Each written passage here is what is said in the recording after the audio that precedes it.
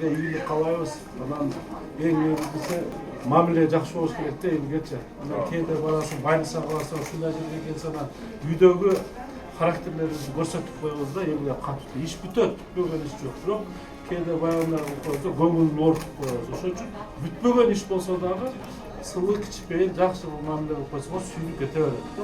Бүтүрүп туруп анан катуу сүйлөп коебуз, көңүлүн оорутуп коебуз, анан кыжалаат болуп кетет да. Ошон үчүн сиздерден суранча жакшы мамиле кылыңыз. Рахмат.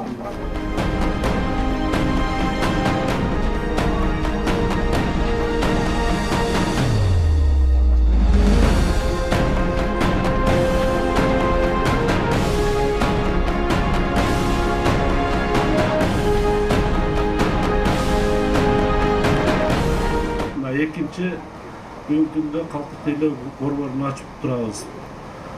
Бул дагы биздин урматтуу президентибиздин тапшырмасы менен мына быйылкы жылды аймактарды өнүктүрүү жана ушу санааттештирүү жылы деп жарлык кабыл алып берип, ушу жарлыктын алкагында Кыргыз Республикасынын өкмөтүнүн биримдик ишеним жана жаратмамдык деген атайын программа кабыл алып, ушул программалардын негизинде ушундай ар бир аймактарда ушундай жакшы иштер болуп атат да. Мен жалпы ушул ГРЭСтин жетекчисине, жалпы жамаатка, шаардыктардын атынан чоң ыраазычылык билдирем. Бул шаардыктар үчүн эмес, мына жакынкы Коңшу, Кара Суу, Арабан, ушул райондорго дагы, элине дагы бир жардам болуп атат десек болот да. Ошон үчүн элибизге жакшы сапаттуу кызмат көрсөтүп, мына биз кечээ дагы Инфокомдун жетекчиси менен сүйлөштүк. Үчүнчүсүн дагы ачып берели деп атат, бизге мына имарат сурап атат. Кудай буюрса, мына Западный тарапка дагы үчүнчү ушу калктык тейлөө борборун ачайын деген ойдо болуп атабыз да. Булган аракетибиз бардыгы мына урматтуу аксакалдар, элдер, мына сиздер үчүн болуп атат да. Ошон үчүн эмне дейм мен, шаарыбызда дайым ушундай өнүгүү болсун, шаарыбызды Кудайым колдосун, көп улуттуу элбиз, мына ар улуттуу элдер жашайт.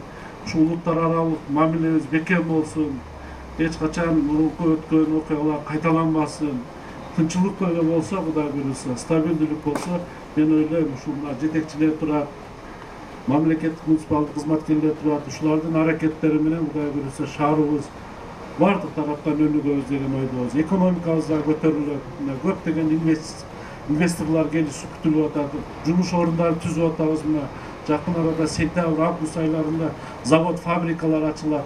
Бул дагы ушу элибиз үчүн болгон камкордук. Мына шаардык мэрия ошолорго жерлерди берип атабыз. Ушу элибизге жумуш орун түзүлсүн деп, бул бардыгы мына шаардыктар үчүн деп ойлойбуз. Бул күндөр алыс эмес болсо. Эң негизгиси ушул биздин кыргыз мамлекетибизди Кудайым колдоп, кыргыз мамлекетибизде дагы тынчылык болуп, өнүп өсүп, биздин мамлекет дагы ушул өңгөн өскөн мамлекеттердин катарында болону, тынчылык болсун, ушул ак жолтой калктык тейлөө борбору болсун, элибизге жакшы сапаттуу кызмат көрсөттүн. Ушул жерде иштеп аткан жамаатка мен ийгилик каалайм. Ушу эл менен мамилени жакшы кылып, элге жөнөкөй жакшы мамиле кылыңыздар. Эл ушул биз барды ушул жерлерге келет да, ошон үчүн сапаттуу кызмат көрсөтүңүздөр. Дагы бир жолу Алмазыбызга сизге чоң рахмат.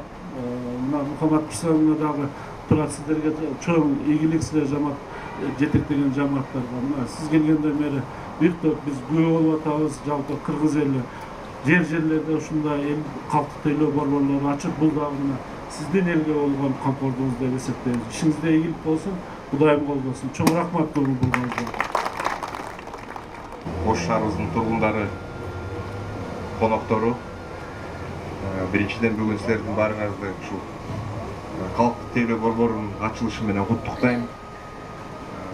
Албетте мен ушул Ош шаарынын калктык тейлөө бир борбору бар эле.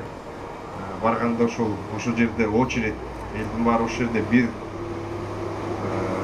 бир жерде туруп, ушул элдин абдан көп ошол жакта чогулганын көрүп алып, мен да ушул чын айтканда мындай бир дагы бир ушундай цон ачалык деп ушул сөз кылып атып, бүгүн экинчи цонду ачып атабыз.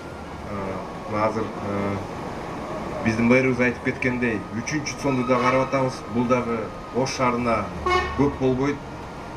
Анткени Оштун шаарынын калкы дагы көп.